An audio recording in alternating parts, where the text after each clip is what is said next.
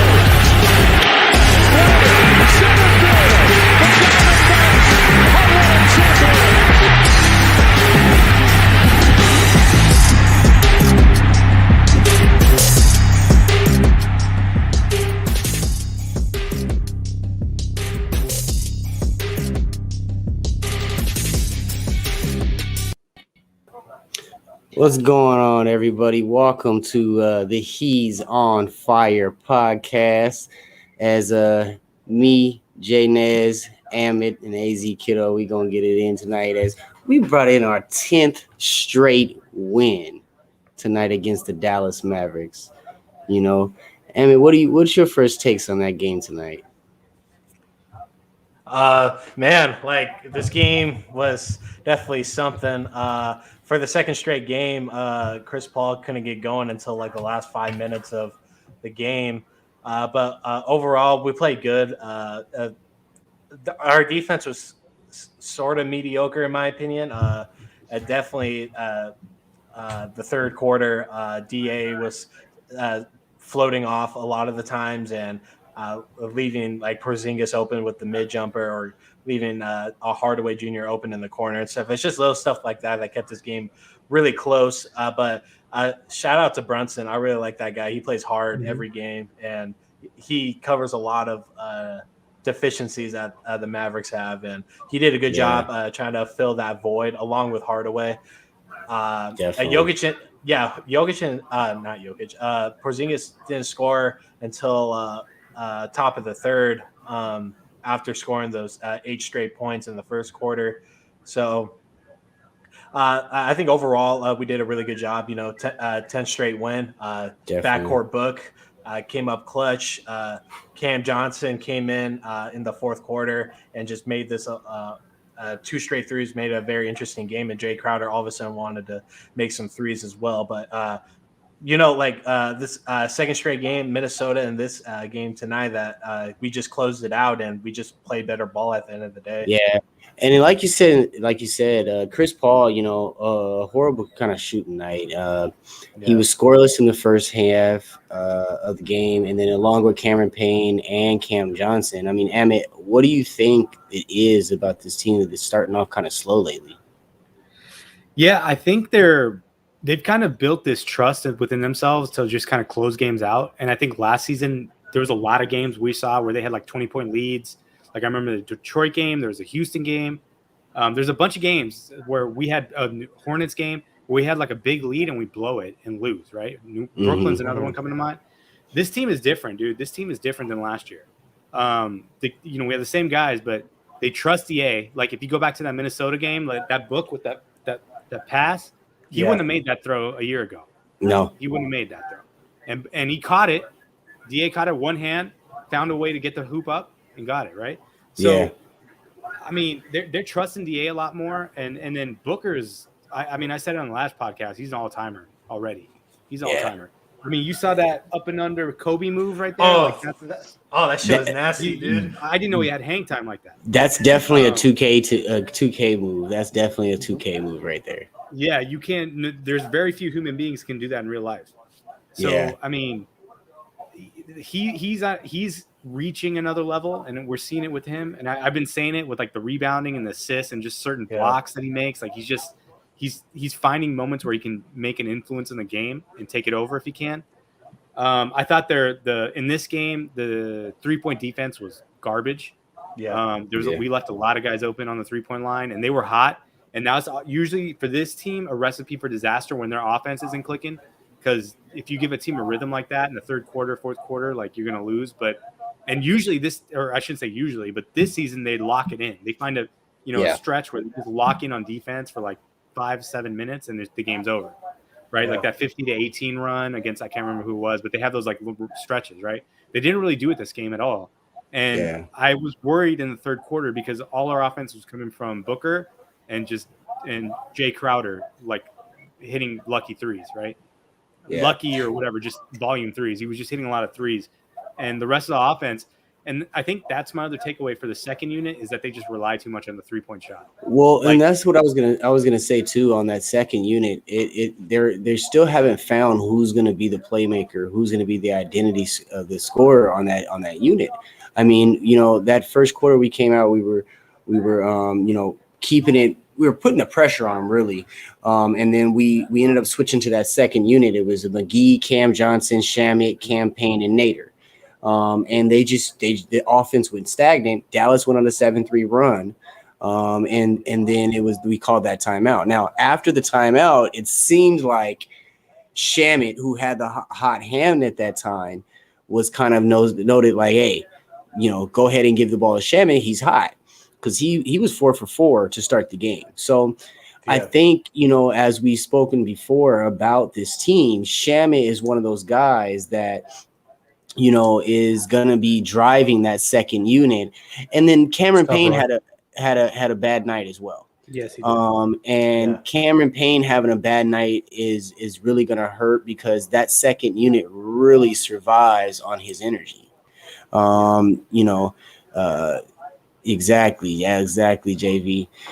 So, I think that those type of things that we see there, is really going to affect us to get going, especially if we don't have any of those extra pieces doing anything. Now, I will say that Nader, he really has to be a little bit more consistent on the offensive end to drive that playing time. Because I like his defense. I really do. But he's missing. He was only 0 for 3, but the 3 shots he missed, those 2 3-pointers were wide. In the corner. Open. Well, the funny thing is after he took the first one, when they gave it to him the second time, I'm like, bro, you better drive this to the rim, dude. I don't want to see another one of those clunkers. And then when he did drive it to the rim, then he got blocked. Well, I'm glad he shot that second 3 because he was so wide open. I don't want him to hesitate. He has to take that shot, but dude, like that bad of a miss too? Like, come on, man. And like you said, then he drives the hole and gets blocked. So you're damned if you do, damned if you don't in that situation. You know what I mean? So that's the Nader experience, man. That's what you get with that guy, unfortunately. But he's so solid on the defensive end. And it's hard to kind of exchange those minutes. But when you got guys like Crowder, you got guys like Bridges playing the way they were defensively tonight, it does make it a little bit easier. I mean, I'm just gonna say one thing, dude. There's 2 things. I mean, we got the Thaddeus Young thing still hanging out there, right? We haven't seen Jalen Smith in a long time, and I know NBA the Suns Jam have the Ayton watch. I got a Torrey Craig watch because this guy's playing like 10 minutes a game and getting 0 points, 0 shots, 0 rebounds. There's a way they could buy him out, and the Suns can get him back, and I would be happy to replace Nader with Craig. I'm all for I want to take the offensive keys away from Nader. I think Monty has way too much trust in him.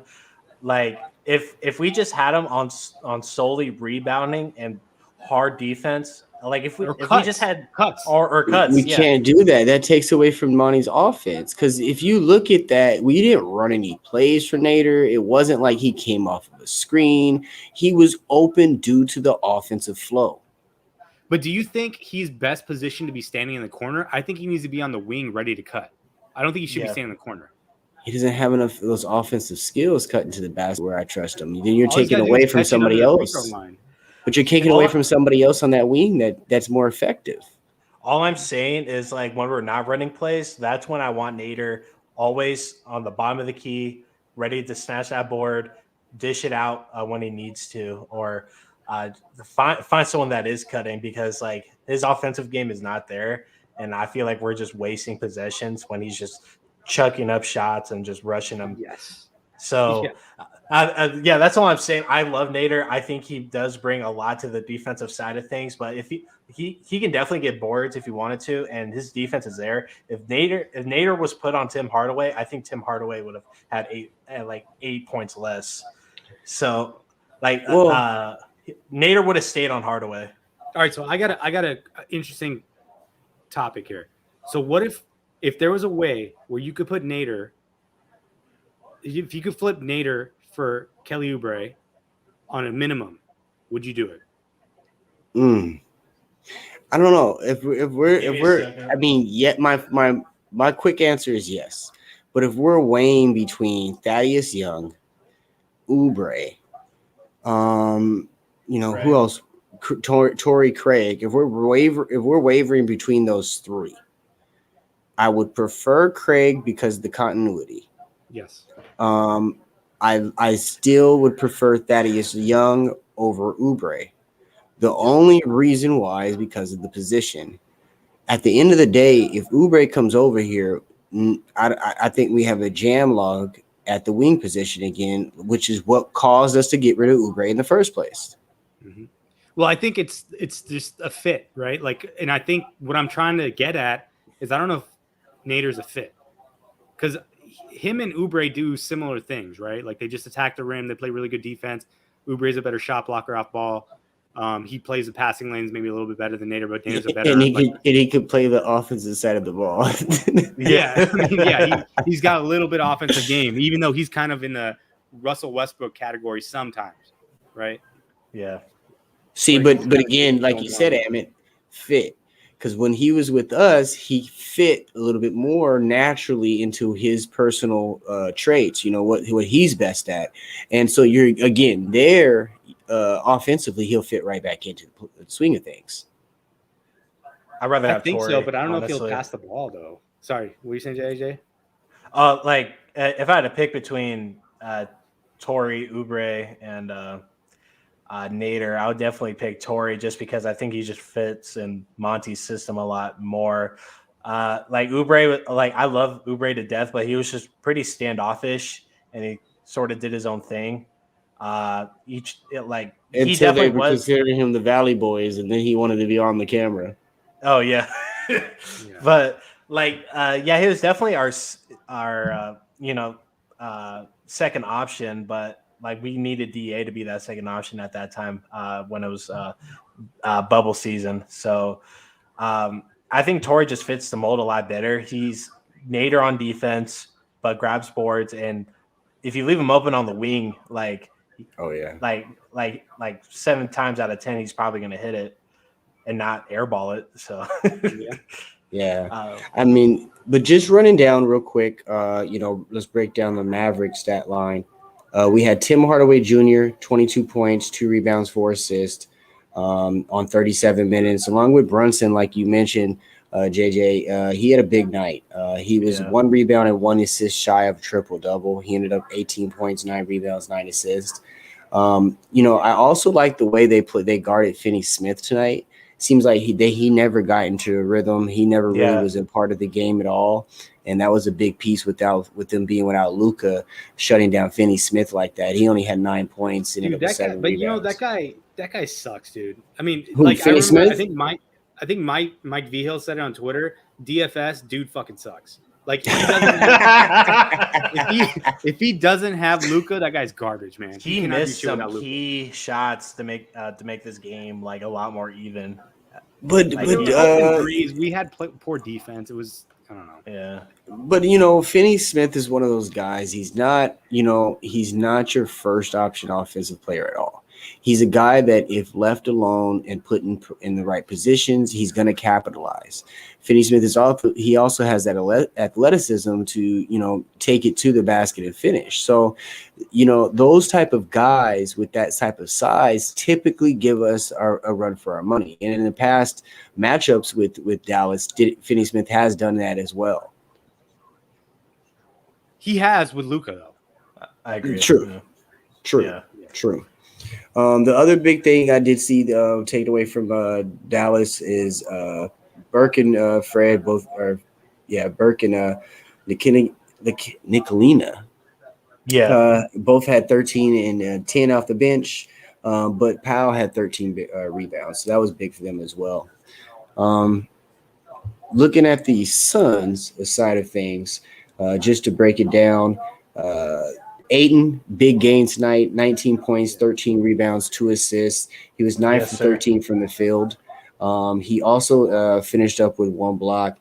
I mean, Ayton, if I was talking to JJ about this earlier before we came on, I really don't like the way the Suns go away from Ayton in the first quarter, in the beginning of the games, because that to me is one of the most effective times for DeAndre. He comes out, he eats exactly, and I think that we should feed him early on in the game. And I made a reference with JJ earlier to the old Shaq and Kobe times when the games would first start in LA. Shaq would get fed the ball. He would get fed the ball. They would try their hardest to pick up a couple early fouls on that low, whoever's guarding him down there, and make it a little bit easier for him overall. And I think that's something we need to look at moving forward with DeAndre, because he always starts well. Yeah, he does. I mean, I think we do that. I think I've noticed this year though, and maybe it's the effect of having JaVale McGee, but they look for him more. Like they've been looking for him. Like they look for the mismatch. They've been feeding it to him. I remember times where I'm just like, just throw it to him. Just he's there. Just throw it over the top.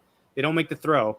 I saw 2 passes in this game. I think Shamet made one, and another person. They tried to feed McGee, and it was just a bad throw. And I'm like, those were awful passes, right? And I'm like, where are those for Ayton? Because he can actually catch that shit.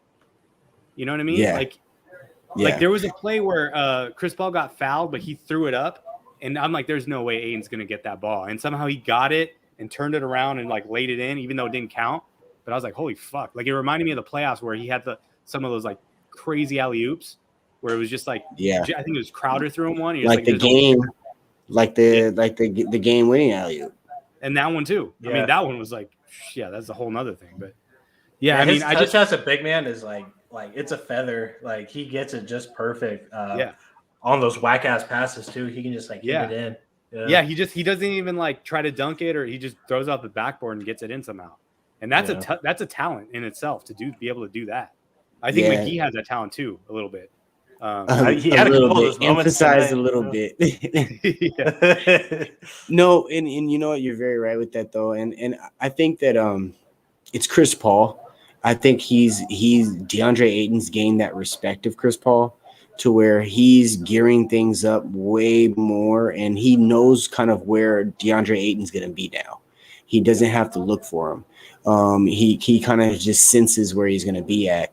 Now, I will say on the flip side, Devin Booker, I still think he forces things rather than give the ball to Ayton. And I still see that very often. It's kind of like I think it was in the fourth quarter, towards the end of the third, where DeAndre and him were running a little 2-man on the wing. Ayton acted as he was going to set a screen and kind of slipped back because the defender kind of bit hard on it, and Ayton was wide open. And Booker still ended up forcing up the shot. I think he made the shot though. He did make the shot, but it was just still even DeAndre kind of looked at him like. But you know what I mean? It's just those little bitty things where Chris Paul would have ate that up, and that would have been an assist. Yeah, but there's also times where I've seen Paul do the same thing with Ayton, where he takes a shot. In particular, this game too. There's a few times where I'm like, he could have maybe like hesitate dribble or hold it for a second or pump fake, and he didn't make it, and he just took a shot, and he missed a lot of shots in this game where I felt like there was some opportunities, to pass the ball. But going back to your overall point, I think with Aiden, I mean, we took a lot of threes in this game that we didn't need to take. Yes. And you could have gotten the ball to Aiden, gotten on the foul line, created some more free throw attempts because we didn't get any free throw attempts until the fourth quarter. And I think that was really what kept the game close, is that we just kept forcing up these stupid threes, and then we left them open on threes, or they hit some wild threes. Like, that was just pretty much the game. I mean, overall, we shot 33. threes. Yeah, I was going to say, overall, we shot 33%, but we shot 39 threes. Yeah. And, I mean, we're 23rd in the league in three-point attempts a game. So, I mean, it's not something that this team is used to doing. So it's just a different team. It really is, from inside out. I think the second unit, yeah. I think the formula for success is the same, but they just haven't figured out that second unit to make it work yet. Because I think, like, we know fourth quarter, Book and CP3 are hopefully going to take over the game. They'll create some turnovers along the way. I think the problem is that Cam, Landry Shamet, and Payne don't know how to play together. Correct. And then correct. Compound that with the fact that JaVale McGee had played in the starting lineup, and that confused a lot of it too, because you had Kaminsky out there, and he gave you a lot of like smoke and Different mirrors, looks. right? Correct. Like he gave you a lot of success, but it wasn't what the second unit's going to look like, the final form of it. No, because JaVale McGee, that takes a whole different aspect of the offensive flow off of the game, because, him stepping out in that wing versus Kaminsky stepping out that wing is two different ball games. Yeah. And you're expecting the hard roll from McGee and Frank. You're expecting, who knows what you're expecting with Frank, man. Yeah, hard roll from McGee though. It could turn into a Shaqtin' the Fool. And that's just the thing though, So that pick and pop with Kaminsky was working. Yeah. Just to wrap up some other things, Chris Paul, he's still killing it. 14 assists tonight. He leads the league in assists. Shows it again tonight. Bridges and Crowder, both multiple steals tonight. And I really like Crowder. He just somehow finds his way into every single play. You know what I mean? So it's really good, his hustle. He doesn't ever gives up. Real quick, JJ, but on Shamet, because I know a lot of people have been against Shamet as far as Suns fans and others. What do you feel about Shamet? Because I mean, each and every night I feel like his shooting percentages are there. He's hustling up and down the court, and I feel like he fits. It's gonna work. He's definitely flowing with the defensive rotations a lot better now than compared to 2 weeks ago. I like Shaman in the system. I think James Jones did a good job picking him up. He's definitely gonna fit in the system. Payne is just coming back from injury. JaVale McGee was starting for a little bit, so we finally have everybody back to where we can start running these rotations together and stuff. And Sham started 4 for 4 tonight, and then he kind of disappeared for a little bit, but then he made a couple of shots in the second half that were the reverse big. layup. That was nasty. He hit that all the way on top of the board. But I think Sham fits in the system. It's just going to take time. I said give him until Christmas. I think he'll figure it out by then. His defense rotations are a lot better than they were. He's a lot more involved in the offense. I just wish he didn't rush his threes so much.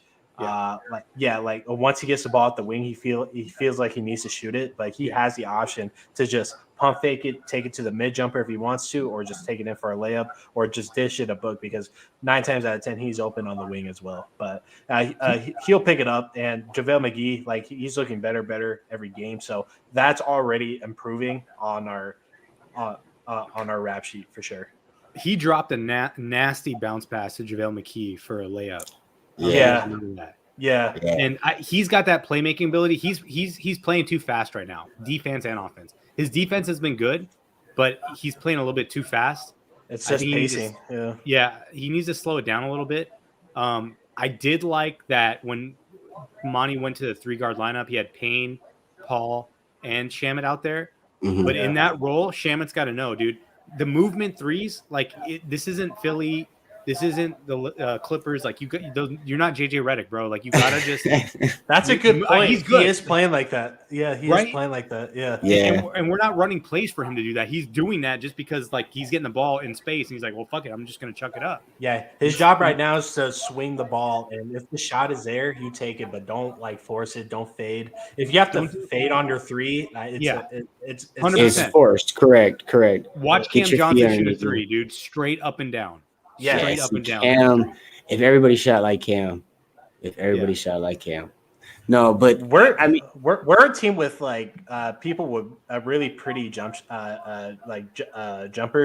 like Cam, Devin, Chris Paul's pretty solid, just jump shot posture and stuff. A lot of times that's what gets Devin Booker over. Is he's so straight up and down on his jump shot, and he'll have good defense like that play where Frank defended him right on that left wing, and he was right there that whole time. It's just that Devin Booker had that little. He was like a couple finger lengths over him and was able to just get that shot off. And a lot of times I feel like Devin Booker straight up and down posture is what really gets him over on those type of things. Mm-hmm. There was like a 5-minute stretch in the second quarter. I don't know if you guys remember. It was hilarious because I was laughing the whole time. There's literally like a foul on every single shot, and the refs called 0 fouls both ways. Not just the Suns, but the Mavericks too. People getting pushed in the back. People getting just fouled everywhere, and they didn't call a foul. I was surprised. Good 5 minutes. But they call those tic-tac charge calls. Yeah, the Cam Johnson one, and then the DeAndre Ayton one in the first quarter. And there was a couple on Dallas side too. But I was saying, like, how are you gonna let all that contact go and then call these ticky-tack, like barely any contact charges and stuff? Yeah, when the guy's falling back, he's falling back already before the guy touches him. Yeah, come on. Like Brunson was on the floor a lot of the time, and they just didn't call it. And I was just like, "Oh, all right, they were taking the ball, and especially on that Mikal Bridges steal when he hit Porzingis' hand. Yeah, biggest play of the game. Like last year, that was a foul before even Mikal hit his arm. So, I was just expecting to hear the whistle, but we got 2 out of it. I mean, I was so surprised that CP3 didn't get called for that foul where he grabbed that guy's arm on the layup. And they're just like, oh, CP3 was really good at ripping, right? So he just ripped it from him. I'm like, no, he fucking fouled that dude. But he didn't call it. Right.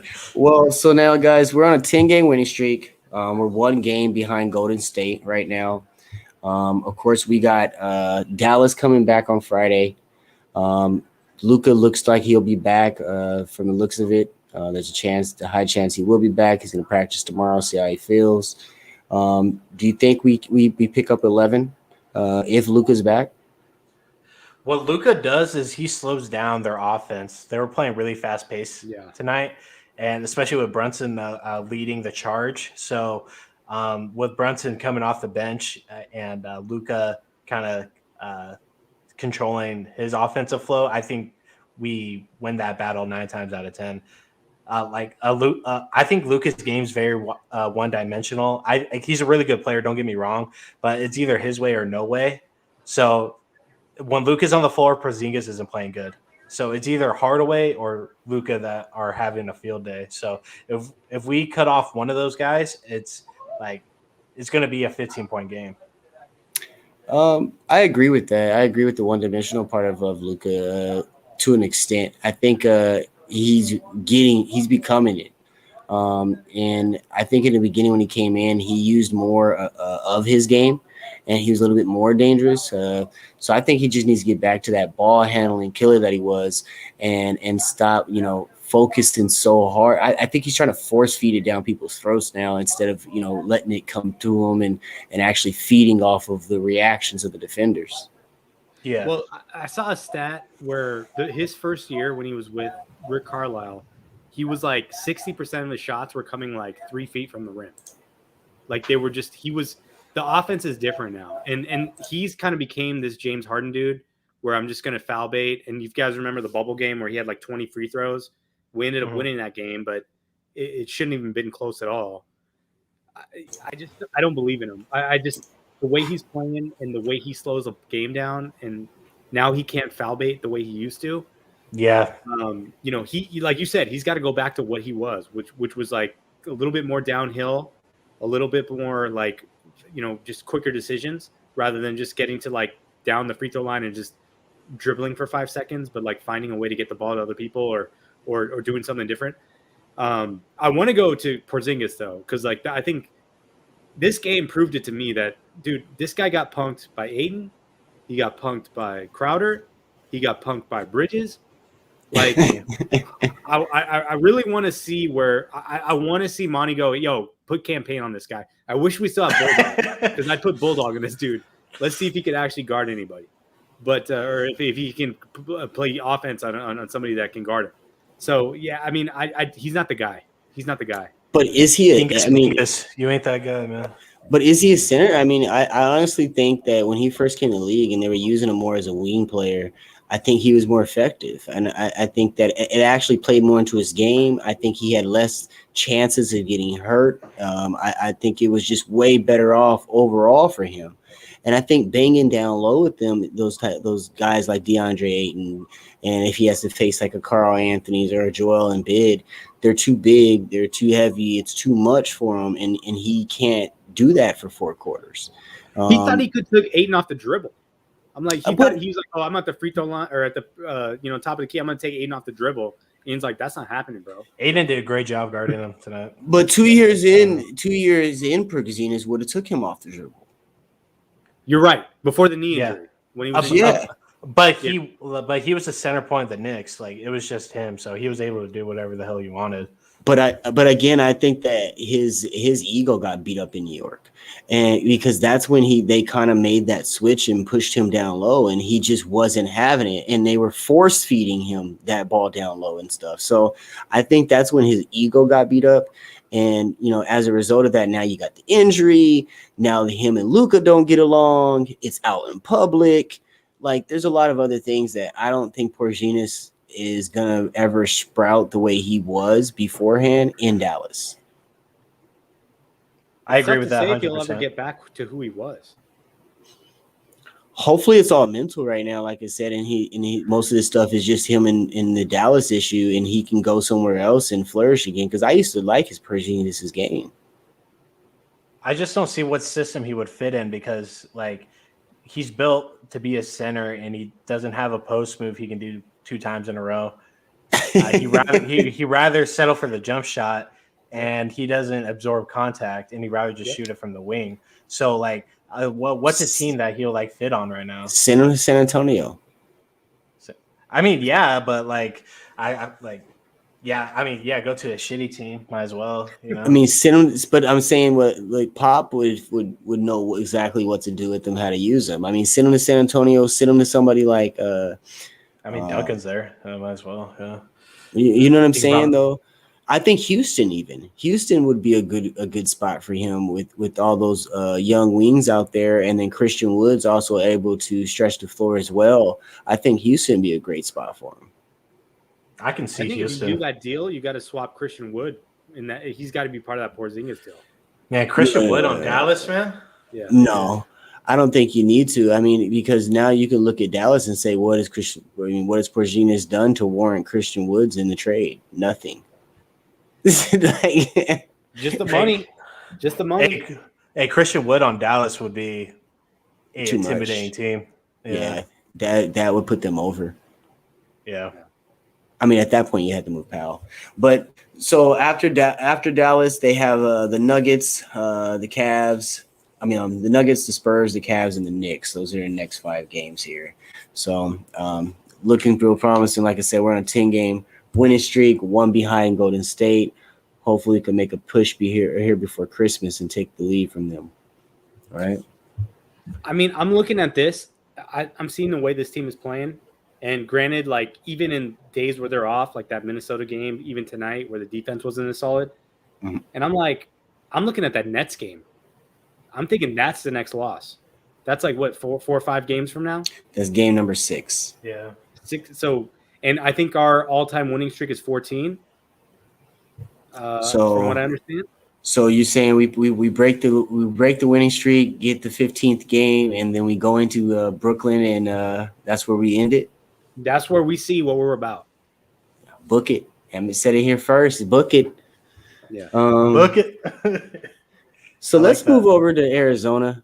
Let's move over to Cardinals. Let's talk about that game in Carolina a little bit, and let's talk about a little bit about the next one coming up. I mean, what were you guys' thoughts on that game in Carolina? Was it kind of what you've expected?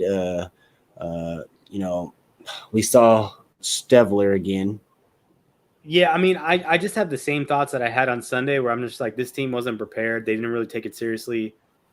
We got really lucky that everybody in the division lost, or everybody in the conference lost.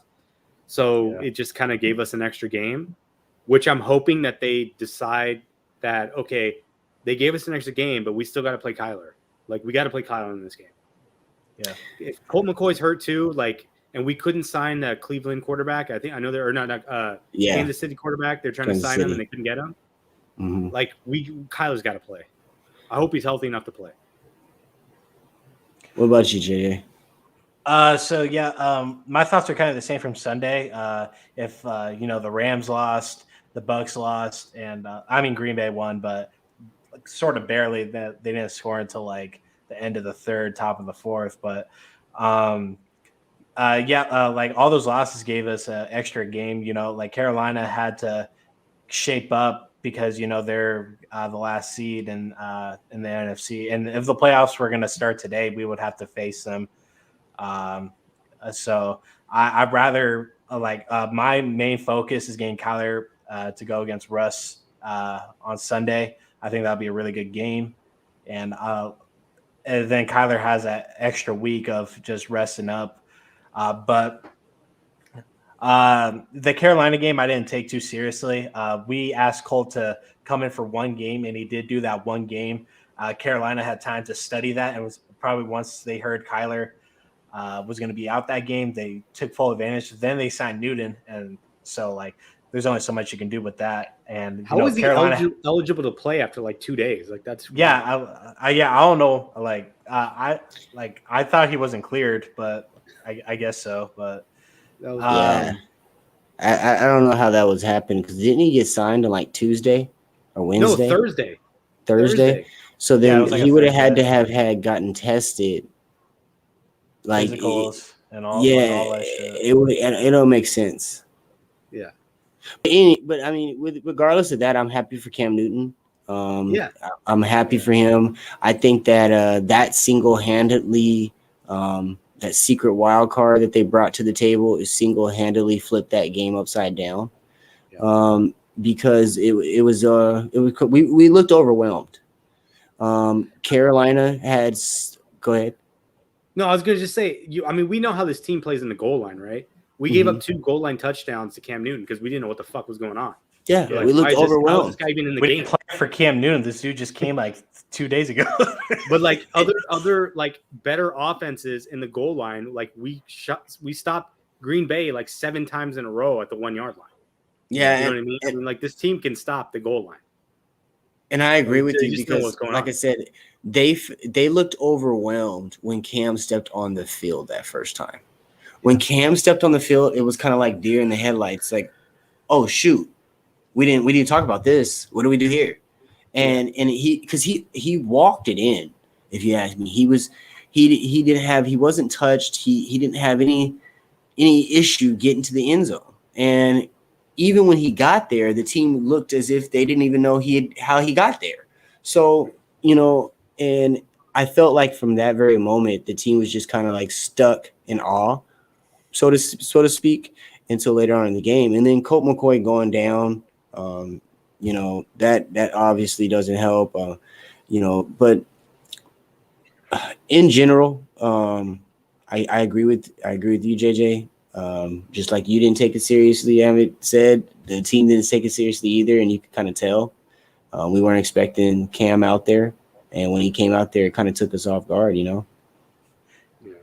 And we asked Colt to give us one game, and he gave us that one game, and I was totally cool with that. If we were to lose that Panthers game, I turned it off after the third quarter. I'm all whatever. But I did the same thing. Kyle needs to play Sunday. We could completely control the division if we beat Seattle. That gives us 4 wins, right? Yeah, 4 wins in Yes. the division. Yes. Yeah, so far. But we gotta also understand, like, so when we go up to Seattle, we under the Bruce Arians era, and even under Cliff, like, we win up there when we're the underdog. We're the favorite going in there. That's the good call. And they are a wounded animal. This is looking their last to survive. Their last chance to make the playoffs is winning this game. Yeah, we're a 2.5 favorite. Yeah, that's not good. That's not good.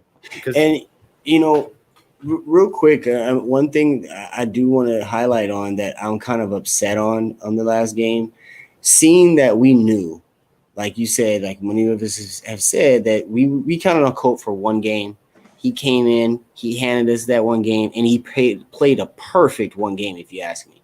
Yeah. That second game going into it, I don't understand why Cliff hadn't game planned to feed the ball to our running backs more.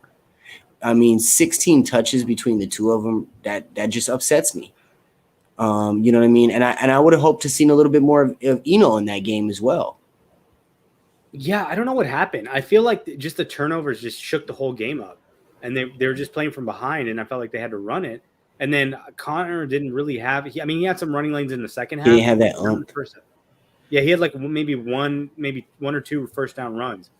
But, yeah, I don't know. Like, it was – you're right. It's weird. Yeah, he broke off that. He his longest carry was 11 yards, and then Benjamin's was 9. They both averaged about 3.5.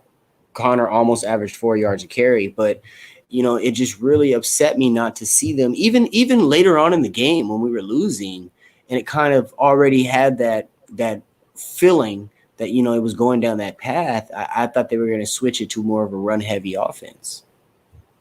Yeah, we only ran 3 screens for Connor throughout the whole game. And that's his bread and butter. Yeah, that's all we did against the Niners, and they couldn't fucking stop him. So, like, when it comes to the Niners defense and the Panthers defense, they're practically neck to neck. So I don't know why we didn't do the same game plan. They were just blitzing the whole game.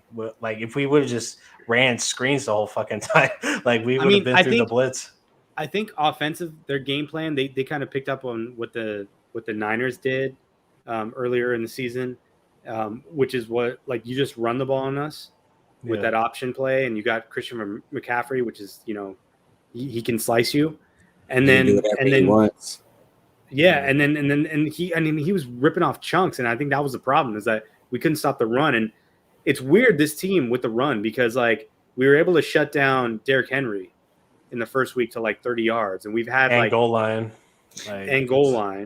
but we had exactly, and then like other players where it was just teams where you don't expect them to be able to run the ball on us, and they do. But see, you got to also understand, we had a healthy defensive line that first week. We had actually a healthy front seven, if you want to be exact. And ever since then, we've had somebody missing, and whether it be Phillips, whether it be now JJ, whether it was Chandler, whether it was somebody was always missing on that front seven. So, this defense healthy is, to me, top 3, top 4 defense in the league. And that's our problem, is staying healthy, staying with everyone on the field.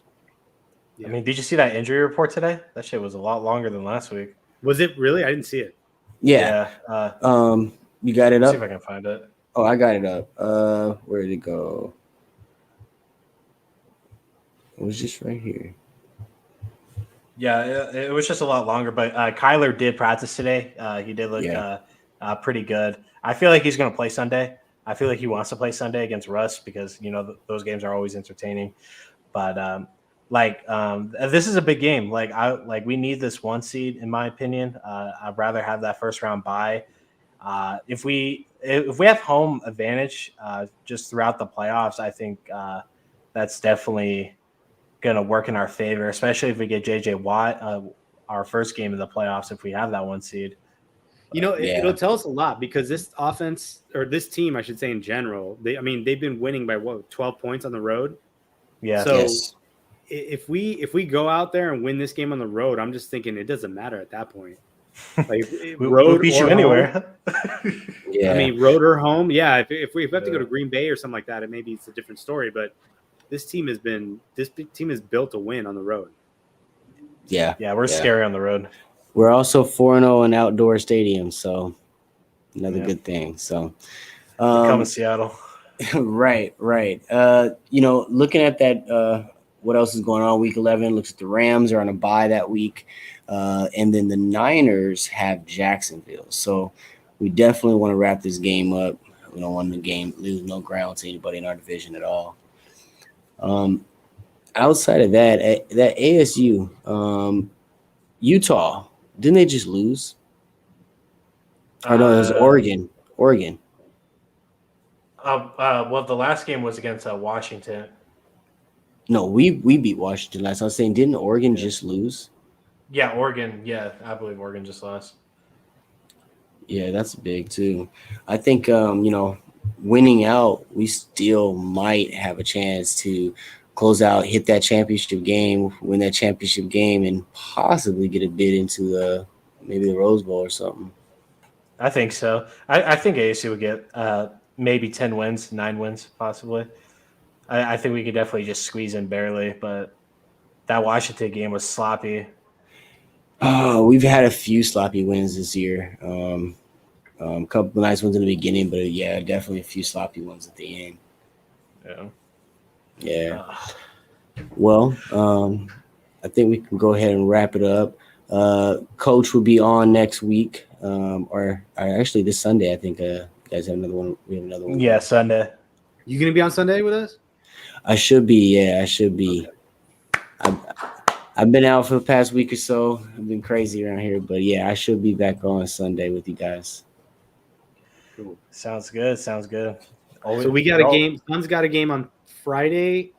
Mavericks. Do we have another game on Sunday? Yeah, we got a game on Friday against the Mavericks, and then we got a game on Sunday, I believe, against San Antonio. Was it? I don't think it's San Antonio. Let's see. Oh, did you see the Lakers lost again? Oh, yeah, Denver. They're scrubs. Yeah, Denver. Yeah. So before we come out of here, let's talk about Denver real quick, man.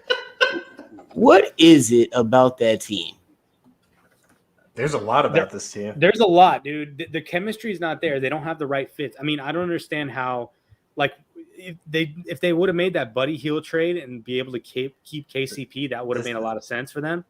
But losing KCP, losing Harrell, losing Caruso, I mean, these guys were like their defensive players, right? They were their bench players. They don't have bench players. Carmelo's hot hit or miss. Either he's on fire or he's not.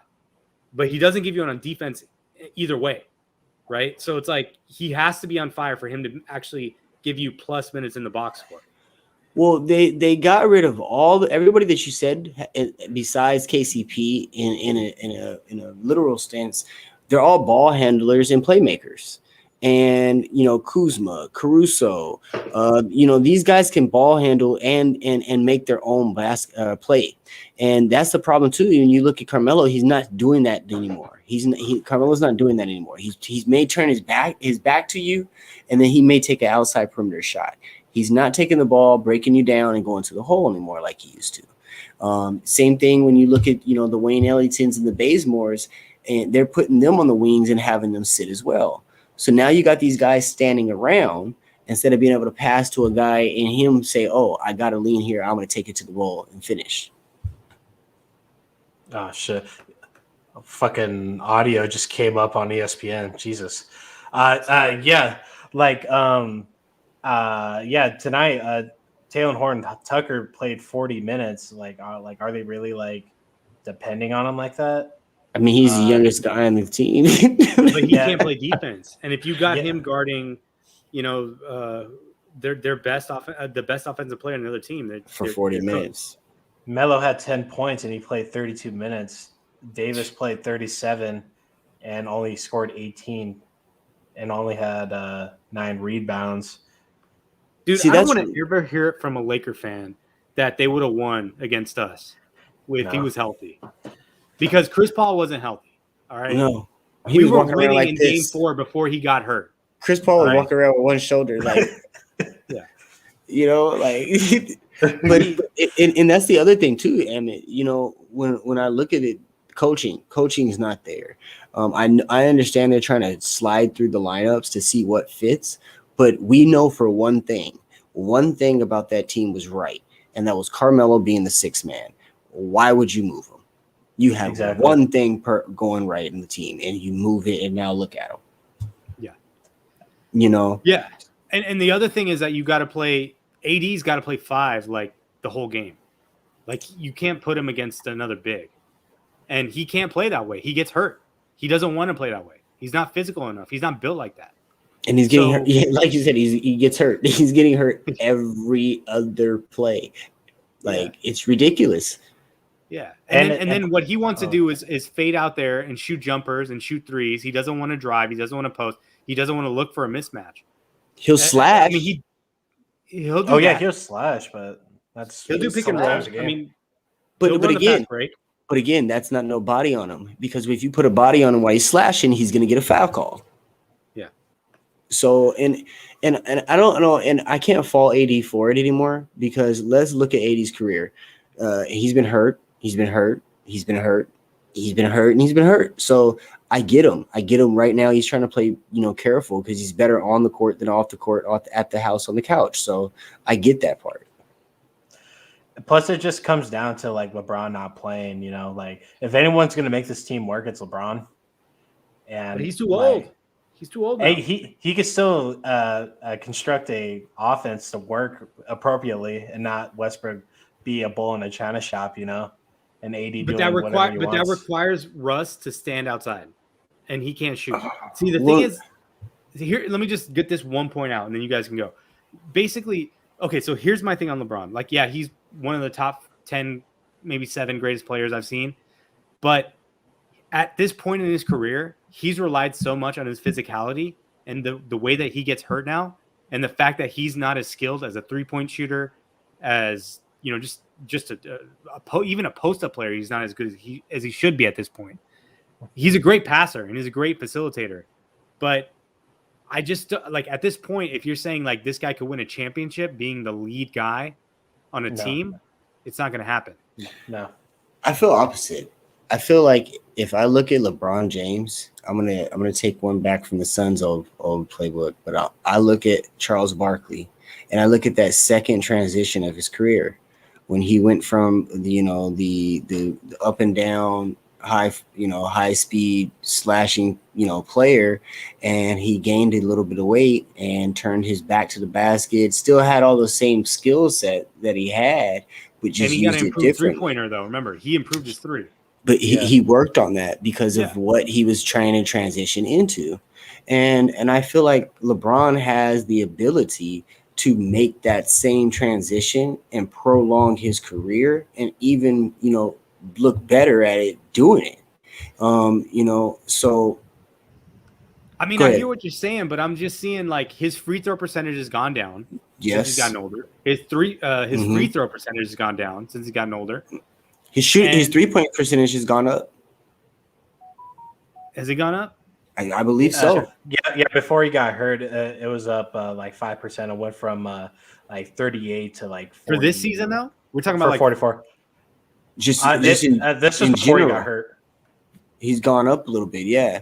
So I mean, overall, Emmett, I get you, but he has made overall improvements in his areas that were bad coming in, because he was a bad shooter coming in, shooter, and now don't leave him open. I mean, we do. Regardless, we don't leave him open. I mean, yeah, because we would rather him do that than touch the top of the backboard and put the ball on his toe. He just crazy stuff with it against us all the time. I don't understand it, but I don't know. But he's not okay. Here's my other point. I guess this is hopefully this is the nail in the coffin here. And we saw it against the Lakers where Mikal Bridges was just running circles around him. He cannot give you that entire game full defense intensity. No. No, he can't give you that same energy levels that he did. And that's why I kind of compared it to the second coming of Barkley, because Barkley he got to a point where he couldn't run around the same way and do the energy levels that he was doing. So I just think it's time for Braun to not really pick a different playing style, but tone it down and kind of use what he's good at and zone in on that. I know exactly how. He needs to take a Chris Paul approach. Yep. Bring the ball up the court, facilitate the offense, get to your Score spot, when necessary. Score when necessary. And I think he wants to do that, but there isn't anybody dependable on this fucking team. So I mean, we'll see.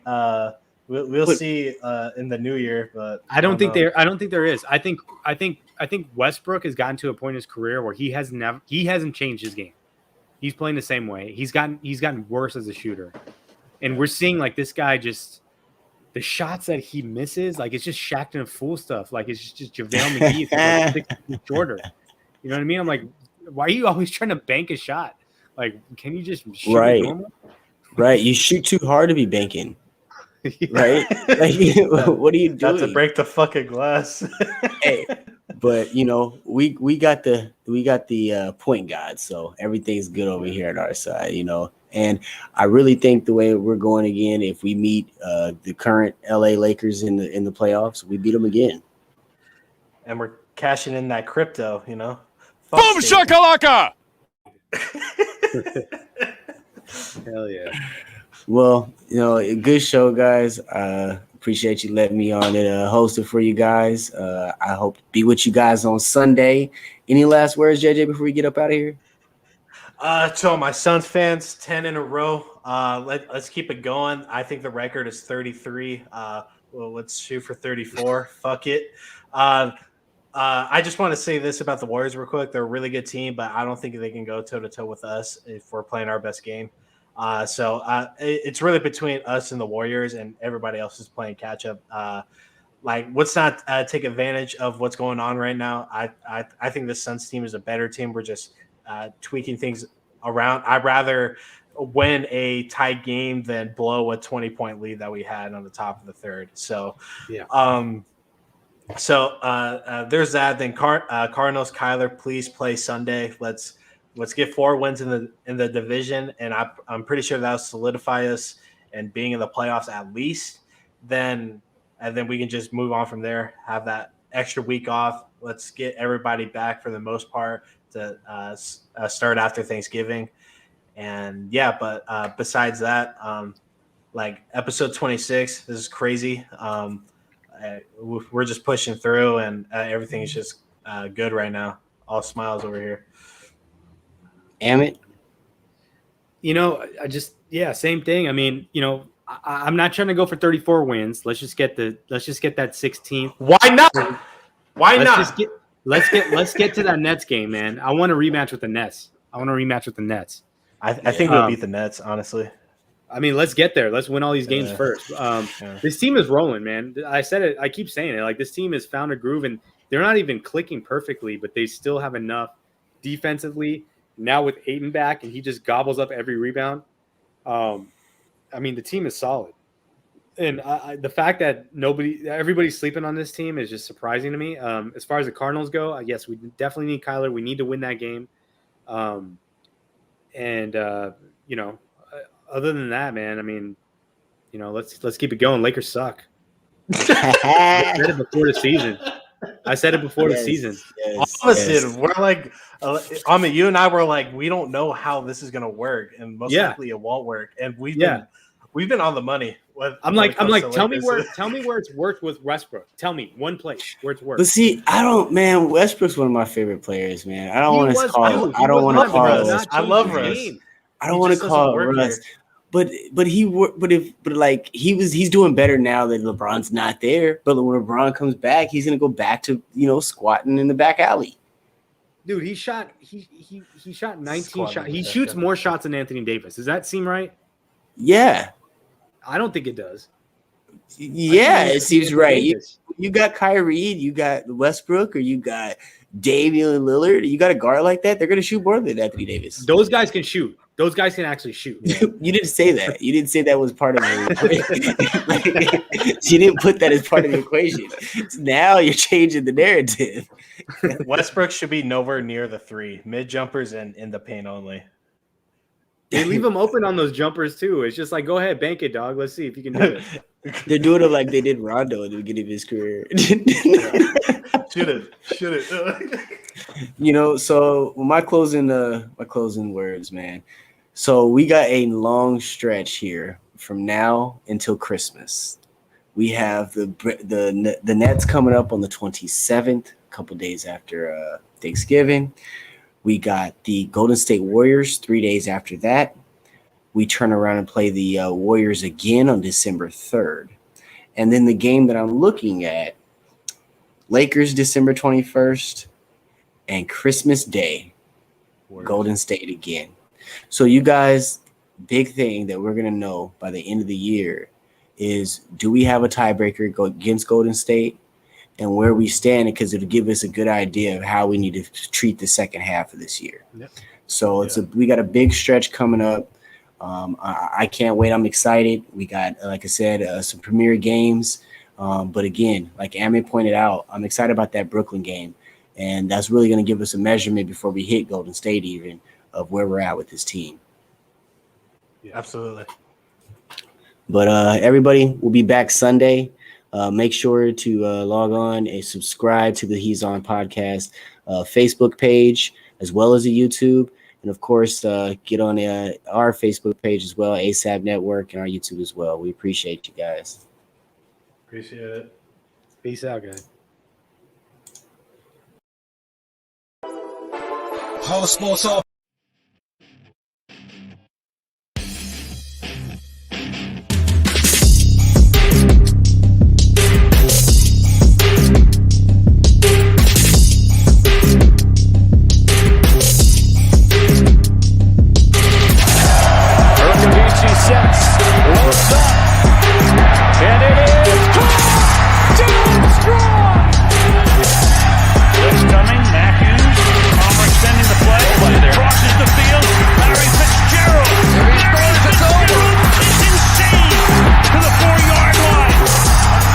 Looking, throws it alley. Oh! He puts it down! He puts it down! They're getting a